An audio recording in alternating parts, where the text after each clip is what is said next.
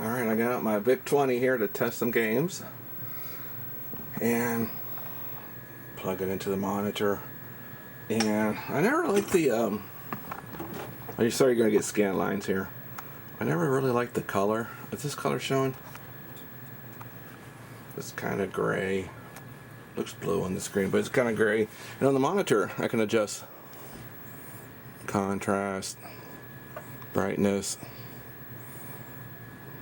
color, and tint. But let's see, what is the actual color the Vic-20 is supposed to look like? From a Google search, it is really supposed to be kind of like this bluish with a white color, if you can really tell. So I'm going to insert a picture right now. So playing around, I can't really match that color. I can get it pretty close. Let me play around again. I don't want to blast the brightness.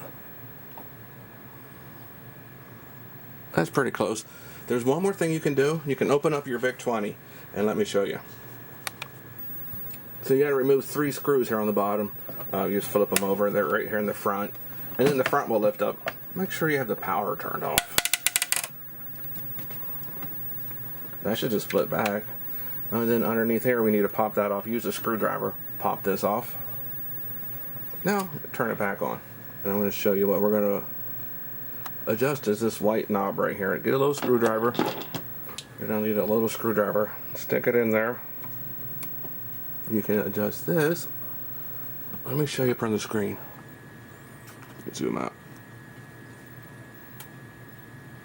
That's really making a really big difference. That looks nice.